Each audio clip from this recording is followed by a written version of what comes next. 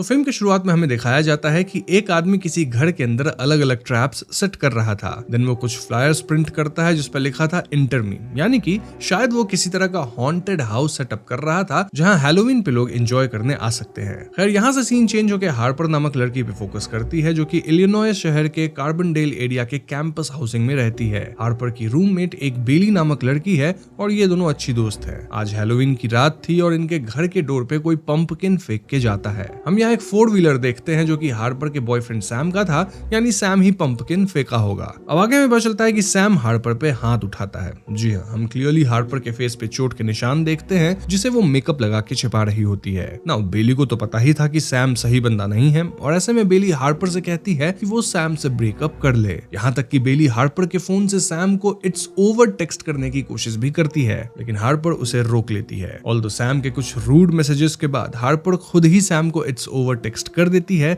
यानी कि ब्रेकअप। इसके बाद हार्पर, बेली और इनकी दो फ्रेंड्स एंजेला एंड मैलरी बाहर पार्टी करने जाते हैं as it was Halloween night. Bailey यहाँ हार्पर के माँ की एक रिंग पहन लेती है टू कंप्लीट हर कॉस्ट्यूम। अब पार्टी में ये चारों दो लड़कों से मिलती हैं जिनके नाम थे इवन एंड नेथन। नेथन और हार्पर एक दूसरे से बातें करने लगते हैं और कहीं ना कहीं दोनों एक दूसरे की कंपनी एंजॉय कर रहे थे। एक पॉइंट पे हार्पर कहती है कि वो वापस अपने रूम पे जाएगी, लेकिन बाहर उसे रेड हुड में एक बंदा दिखता है जो कि उसे घूर रहा था। हार्पर को लगता है कि शायद ये सैम हो सकता है क्योंकि सैम क्रेजी टाइप का इंसान है, लेकिन अगले ही क्षण वो हुडी वाला आदमी गायब था। अब दोस्तों नेथन हार्पर से रिक्वेस्ट करता है कि हार्पर इनकी ग्रुप के साथ थोड़ा और समय बिताए और ऐसे में हार्पर मान जाती है। So finally Harper, Bailey, Nathan, Evan, Angela and Mallory इधर उधर घूमने लगते हैं जब इवन को एक पैम्फलेट मिलती है। ये वही पैम्फलेट है जिसे हमने मूवी के स्टार्ट में प्रिंट होते देखा था, यानी एक्सट्रीम हॉन्टेड हाउस वाली जगह। ऐसे में सभी इस जगह पे जाने की सोचते हैं एज हैलोवीन पे सबको भूत वाली अट्रैक्शंस देखनी थी। नाउ ये लोग जब कार में जा रहे होते हैं तो एक गाड़ी इनकी कार के पीछे थी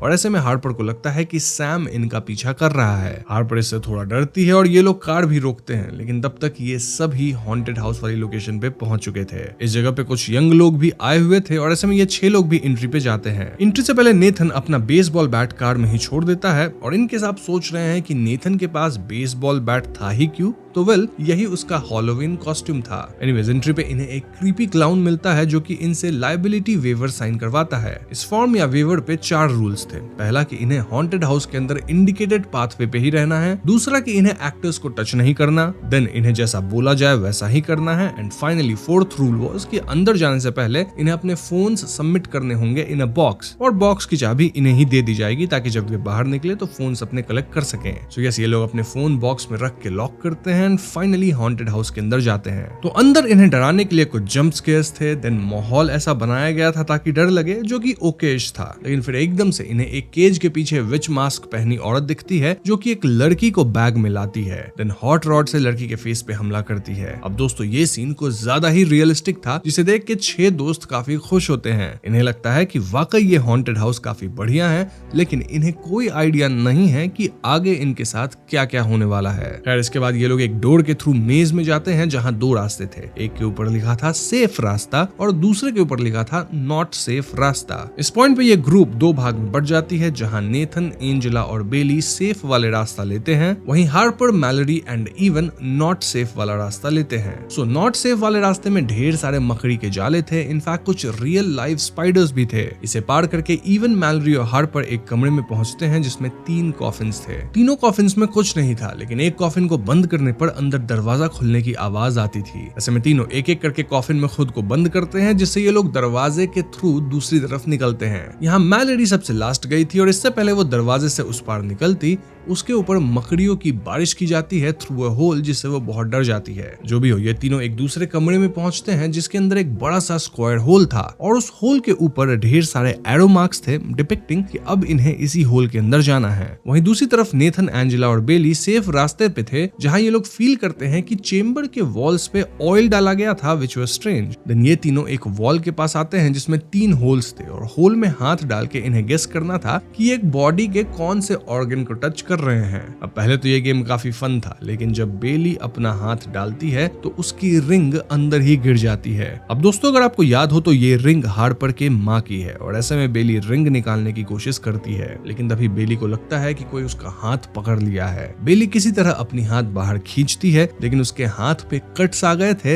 यानी कि जो उसका हाथ पकड़ा था ना वही रेजर से ऐसा किया था। इस पॉइंट पे फाइनली नेथन, एंजेला और बेली सीरियस हो जाते हैं कि इस जगह पे वाकई किसी तरह की प्रॉब्लम है। वहीं अगर दूसरे ग्रुप की बात की जाए तो ये लोग होल में एंटर करके क्रॉस करने लगते हैं, जहां इवन और हार्पर तो निकल जाते हैं, लेकिन पीछे आ रही मैलरी एकदम से गायब हो जाती है। ये लोग मैलरी को ढूंढने की सोचते हैं, लेकिन तभी इनके पीछे एक रेड हुडी और मास्क वाला आदमी आता है जो कि इन्हें आगे बढ़ने के लिए इशारा करता है। ये लोग अजीब साउंड सुनते हैं, देन एक रूम को क्रॉस करते हैं, फिर होल से स्लाइड करके कब्रिस्तान वाले सेटअप में जाते हैं। यहाँ एक मास्क पहना हुआ बंदा इन्हें चेन सॉ से डराता है, लेकिन इवन इस बंदे को डांट देता है क्योंकि इवन डरने लग गया था। देन फाइनली इवन और हार्पर उस कमरे में जाते हैं जिसमें नेथन, एंजेला और बेली थे। यहाँ इन्हें बेली की हालत के बारे में पता लगता है, साथ ही ये पांचों परेशान हो जाते हैं कि मैलरी गायब है। मोरओवर ये लोग रूम में लॉक्ड थे और कोई भी इनकी मदद करने नहीं आ रहा था, इवन आफ्टर सेइंग कि बेली को चोट आ गई है। तभी एकदम से इनके सामने वही केज वाला कमरा था जिसमें विच लेडी दिखती है। ये विच लेडी फिर से एक बैग घसीट के लाती है और इस बार बैग के अंदर मैलरी थी। जी हाँ दोस्तों, ये विच लेडी मैलरी पे सिमिलर वे में जलते रॉड से हमला कर देती है, जिससे मैलरी समाप्त हो जाती है। इसके बाद कर्टन्स क्लोज कर दिए जाते हैं और ऐसे में ये पांच लोग बहुत ज्यादा डर जाते हैं। इस पॉइंट पे नेथन डिसाइड करता है कि वो आगे जाएगा और सबके फोन्स लेके वापस आएगा। नेथन बेली से फोन वाले लॉक की चाबी लेके आगे जाता है, लेकिन थोड़ी दूर जाके ही वो चाबी गिरा के खो देता है। वहीं इवन एंजेला के पतले हाथों की मदद से केज के उस पार से वो रॉड लेने की कोशिश करवाता है। इससे पहले एंजेला रॉड ले पाती, वो विच अपने हेवी शूज से एंजेला के हाथ पे अटैक कर देती है। एंजेला को चोट आती है, लेकिन इवन जल्दी से रॉड किसी तरह खींच लेता है। कमिंग टू नेथन, वो एक ऐसे कमरे में जाता है जहां ढेर सारे मैनिकिन्स थे और उन पे कवर्स चढ़े थे। इनमें से एक मैनिकिन हिलता है, विच मींस कि इसमें एक आदमी छुपा हुआ था जो कि नेथन को डरा के निकल लेता है। नेथन चिल्ला के कहता है कि उसे और उसके दोस्तों को मदद चाहिए, एज ये लोग हर्ट हैं और बाहर जाना चाहते हैं। ऐसे में वो कवर एंड मास्क पहना आदमी वापस आता है एंड अपने आप को इस जगह का एम्प्लॉय बताता है। वो नेथन की मदद करने के लिए तैयार हो जाता है एंड देन वो नेथन के साथ बाकियों के पास जाने लगता है। इसी बीच हमें हार्पर के बचपन की कहानी दिखाई जाती है, जिससे हम समझ पाते हैं कि हार्पर बचपन में जिस घर में पली बढ़ी वो घर कोई हॉन्टेड हाउस से कम नहीं था। ऐसा इसलिए क्योंकि हार्पर के पिता उसकी माँ को मारा पीटा करते थे। हार्पर अपने पिता के बारे में सोच के आज तक डरती है और उसे आज भी नाइटमेयर्स आते हैं। बचपन में जब भी ऐसा होता तो हार्पर हमेशा बेड के नीचे छिप जाती थी और इन्हीं घटनाओं के बीच एक बार हार्पर को अपनी माँ की रिंग मिली थी जिसे वो संभाल के रखी थी। सो यस, देखा जाए तो इन्हीं बचपन के ट्रॉमा के कारण हार्पर ना तो अपने घर जाती है, ना ही घर वालों से ज्यादा कांटेक्ट में है। हार्पर होप करती है कि एक दिन वो अपने घर जाएगी तो घर का दरवाजा उसकी माँ खोलेगी और उसके पिता वहाँ नहीं होंगे। अब दोस्तों यहाँ क्लियर तो नहीं किया जाता कि हार्पर के माँ पिता अब इस दुनिया में है या नहीं, बट ऐसा लगता है कि शायद एटलीस्ट उसकी माँ तो इस दुनिया में नहीं है और पिता ही शायद माँ को खत्म किए होंगे, जिसके कारण वो भी जेल वगैरह में होंगे। मतलब ये पॉइंट बहुत ज्यादा क्लियर नहीं है, तो मैं अपने मन से बोल रहा हूँ। Anyways, coming back to present, वो मास्क वाला एम्प्लॉय जो कि अपना नाम मिच बताता है, वो फाइनली इन पांचों की मदद करने लगता है। मिच का कहना था कि भले इनकी सिक्स्थ फ्रेंड मैलरी गायब है, लेकिन वो सेफ होगी एज डराने के एक्ट के लिए मैलरी को यूज किया गया है, लेकिन मैलरी को हार्म नहीं किया गया होगा। इनफैक्ट मैलरी तो शायद बाहर इनका वेट कर रही होगी। ये लोग मिच की बातों पे पूरा यकीन नहीं कर रहे थे और ऐसे में ये मिच के चाबी का गुच्छा लेके हार्पर को रखने दे देते हैं। इवन तो मिच को अपना मास्क भी उतारने कहता है, लेकिन हार्पर इस सिचुएशन को थोड़ा हल्का करती है। तो इसके बाद बेली, हार्पर, इवन, एंजेला और नेथन अपने कदम वापस दोहराते हुए एग्जिट पॉइंट तक जाते हैं, लेकिन एग्जिट डोर के पीछे तो एक दीवार थी। यहाँ मिच कहता है कि इन्हें वापस घूम के क्रॉल स्पेस वाले मेज से जाना होगा, लेकिन क्रॉल स्पेस में एक बार में एक ही आदमी जा सकता है, वरना ज्यादा वेट से एक ट्रैप डोर खुलता है। इसी ट्रैप डोर के थ्रू मैलरी को गायब किया गया है। तो ये लोग प्लान करते हैं कि पहले क्रॉल स्पेस में इवन जाएगा, देन मिच, देन नेथन और इसके बाद बाकी लोग फॉलो करेंगे। सो यस, इवन सबसे पहले जाता है, फिर सिग्नल देता है कि वो निकल गया। इवन तुरंत आगे भाग के बाहर निकलने का रास्ता ढूंढने लगता है। उसके बाद मिच अंदर जाता है और वो दूसरी तरफ निकल के तुरंत बाहर जाने वाली ओपनिंग को लकड़ी के बोर्ड से कील ठोक ठोक के सील कर देता है। ऐसे में जब नेथन अंदर जाता है तो वो क्रॉल स्पेस में फंस जाता है। वहीं कमरे में एकदम से डेविल मास्क पहना एक आदमी आता है जिसके हाथ में पिचफोर्क था। उसे देख बेली तुरंत क्रॉल स्पेस में भागती है, जिससे ट्रैप डोर ओपन हो जाता है और नेथन नीचे दूसरे कमरे में गिर जाता है। और ये दूसरा कमरा यहाँ का ऑपरेशंस रूम था। वहीं ये डेविल मास्क वाला बंदा एंजेला पे पिच फोक से हमला करके उसे खत्म कर देता है। इसके बाद ये डेविल हार्पर की तरफ बढ़ता है, लेकिन हार्पर पीछे भागती है और वो स्लाइडिंग एरिया से भागते हुए कहीं और निकल जाती है। Now we talk about Evan, वो इधर उधर भागते हुए फाइनली हॉन्टेड हाउस से बाहर निकल पाता है, लेकिन बाहर वो बॉक्स गायब था जिसमें ये लोग अपना फोन रखे थे। तभी उसके सामने मिच आता है जो कि फाइनली अपना मास्क उतारता है और दोस्तों मिच का चेहरा बहुत अजीब था। आई मीन किसी घोस्ट या एलियन की तरह। मिच इवन पे हमला करके उसे समाप्त कर देता है। दूसरी तरफ हार्पर भागते हुए एक जगह फंस जाती है और डेविल मास्क वाला उसके करीब आ जाता है। वो फाइनली अपना मास्क उतारता है और दोस्तों इसका चेहरा भी अजीब ही था। आई मीन चेहरे पे वियर्ड पियर्सिंग्स थे, काली आंख थी,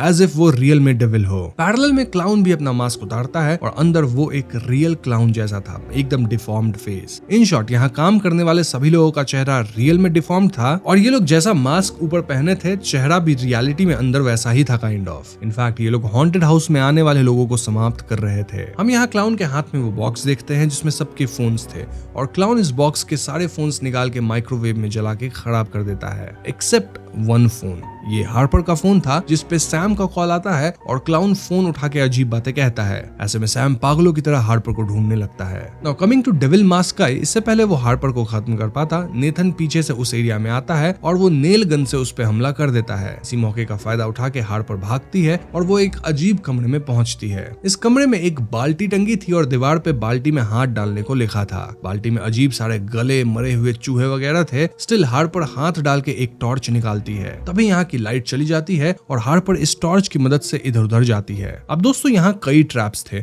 लाइक रोप्स से ब्लेड लटक रहे थे, देन नेल्स खड़े किए गए थे, इनफैक्ट सुपर ग्लू भी कई जगह पे था। हार्पर के पैर नेल्स पे लगते हैं, देन वो सुपर ग्लू में अपने हाथ चिपका लेती है जिससे उसे बहुत कठिनाइयों से निकलना पड़ता है। लिटरली पैर में कील गड़ गया है, देन हाथ की स्किन निकल आती है एंड ऑल दैट। देन वो एक होल से निकलने की सोचती है, लेकिन एक मास्क वाला आदमी रोप काटने लगता है। इस रोप के कटने से ऊपर के नुकीले चाकू वगैरह हार्पर पे गिर जाते, लेकिन इससे पहले ऐसा होता हार्पर भाग के होल से निकल जाती है। वहीं नेथन इधर उधर भागते हुए उस जगह पे पहुंच जाता है जहां होल्स में हाथ डाल के ऑर्गन्स गेस करने थे। नेथन को यहाँ हार्पर की माँ वाली रिंग मिल जाती है जिसे वो अपने पास रख लेता है। फिर वो उस कमरे में जाता है जहाँ क्लाउन फोन्स वगैरह माइक्रोवेव में जलाया था और वो एकमात्र बचा फोन उठाता है जो कि हार्पर का था। तब इस कमरे में मिच आता है और नेथन चुप के हार्पर के फोन से सैम को उसकी लोकेशन भेज देता है। देन वो मिच पे हमला करके समहाउ इस जगह से बच के छत पे निकलता है। फाइनली नेथन काइंड ऑफ इस जगह से निकल चुका था, एज आगे यहाँ की बार्ब्ड बाउंड्री थी। वहीं सैम को लोकेशन मिल गई थी और वो भी इस जगह पे आने के लिए निकल पड़ा था। वहीं हार्पर की बात की जाए तो वो एक स्केप रूम में घुस जाती है जो एक बच्चे के बेडरूम जैसा लगता है। वो डोर पे ड्रेसर लगाकर अपने आप को रूम में बैरिकेड कर लेती है ताकि डेविल अंदर ना आ जाए। रूम उसकी बचपन की यादें ट्रिगर करता है जहाँ वो अपने अब्यूजिव फादर से बचने के लिए बेड के नीचे छिपती थी। अब इस रूम में एक पजल होता है जो हार्पर को सॉल्व करना होता है। हार्पर यहाँ एक कॉम्पैक्ट मिरर से दीवार पर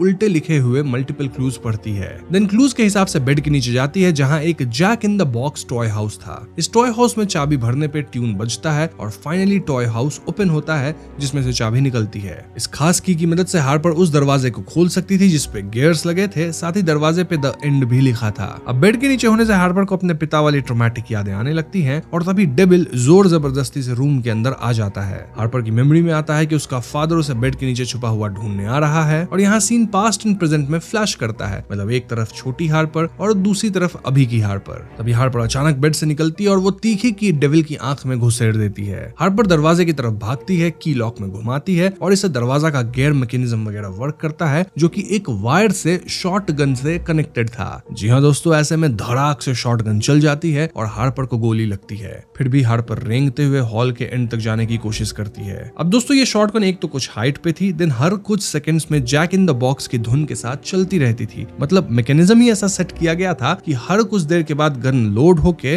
अपने आप फायर करेगी। तभी एकदम से डेविल आता है और वो हार्पर पे हमला कर देता है। हार्पर फाइट बैक करती है और वो डेविल के जख्मी आंख पे हमला करती है। ऐसे में डेविल थोड़ा ऊपर खड़ा होता है और तभी शॉटगन के रेंज में आ जाता है और शॉटगन चलता है जिससे डेविल खत्म हो जाता है। इसके बाद हार्पर निकलती है जहां वो कुछ मास्क वाले इंसानों को देखती है। वो डेविल का पिच फॉक लेके एक स्कल मास्क पहने इंसान पे हमला कर देती है। मास्क हटाने पे अंदर बेली निकलती है। जी हाँ दोस्तों, बेली कोई बुरी लड़की नहीं थी, रादर ये गुंडे लोग उसके मुंह पे पट्टी बांध के उसे मास्क वगैरह पहना दिए थे। सो यस, गलती से हार्पर बेली को ही समाप्त कर दी और इसी बीच सैम यहाँ पहुंचता है, लेकिन जो क्लाउन था वो सैम को निपटा देता है। नाउ कमिंग टू नेथन, वो हार्पर को बचाने के लिए घर के अंदर वापस आता है, पर मिच उस पर हमला कर देता है। वहीं हार्पर एक ज़ॉम्बी जैसे दिखने वाले बंदे पे हमला करती है और फिर नेथन की मदद करके मिच को खत्म कर देती है। फिर उनकी मुलाकात वैम्पायर कॉस्ट्यूम वाले एक बंदे से होती है जो कि अपना मास्क उतारता है। फाइनली इन्हें एक बंदा मिलता है जिसका चेहरा नॉर्मल था और वो बताता है कि वो कत्ल नहीं कर रहा, वो तो इनफैक्ट खुद यहाँ फंस गया है।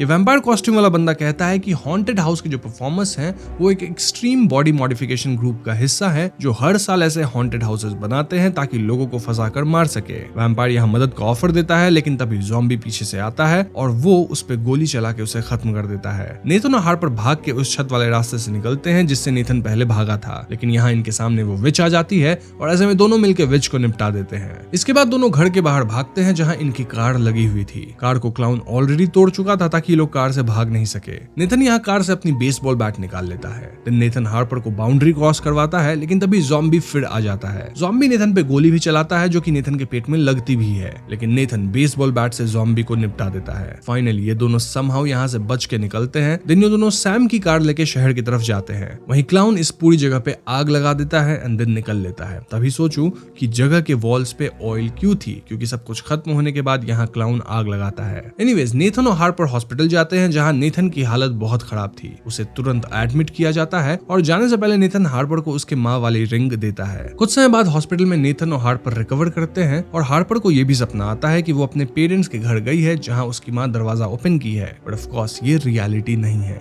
हॉस्पिटल में भी हार्पर को एहसास होता है कि इन्होंने हॉन्टेड हाउस के लाइबिलिटी वेवर्स पे अपनी पर्सनल इन्फॉर्मेशन लिखी थी और उस पर्सनल इन्फॉर्मेशन में इनकी एड्रेस भी थी, यानी जो क्लाउन बच गया था वो अब भी इनके पीछे आ सकता है। सो एज एक्सपेक्टेड थोड़े टाइम बाद क्लाउन हार्पर की माँ के घर पहुंचता है क्योंकि हार्पर वही एड्रेस दी थी, लेकिन दोस्तों हार्पर तैयार थी। वो दरवाजे पे सुपर ग्लू डाली थी जिससे क्लाउन फंसता है। फिर क्लाउन इससे छूट के सीधा नेल्स पे गिरता है जिससे उसे काफी चोट आती है। अगेन ये हार्पर का ट्रैप था ना, क्योंकि क्लाउन चोटिल था, फंस चुका था, तो ऐसे में हार्पर शॉटगन लेकर निकलती है और उस पर गोली चला देती है। फिल्म यहीं पे खत्म हो जाती है। दोस्तों ये थी हॉन्ट फिल्म की कहानी and since it's a slasher movie तो इसका असली मजा फिल्म देखने में है if you like this genre. YouTube restrictions के कारण मैं कई चीजें डिटेल में नहीं बता सकता, वरना क्या होता है वो आप सबको भी पता है। Now we talk about some theories. सबसे पहले इस पे बात कर लेते हैं कि ये अजीब चेहरे वाले लोगों का ग्रुप आखिर था क्या। वेल इनका चेहरा रैंडमली डिफॉर्म्ड नहीं था, बल्कि ये लोग एक्सट्रीम बॉडी मॉडिफिकेशन खुद से करके अपने चेहरा ऐसा बनाए थे।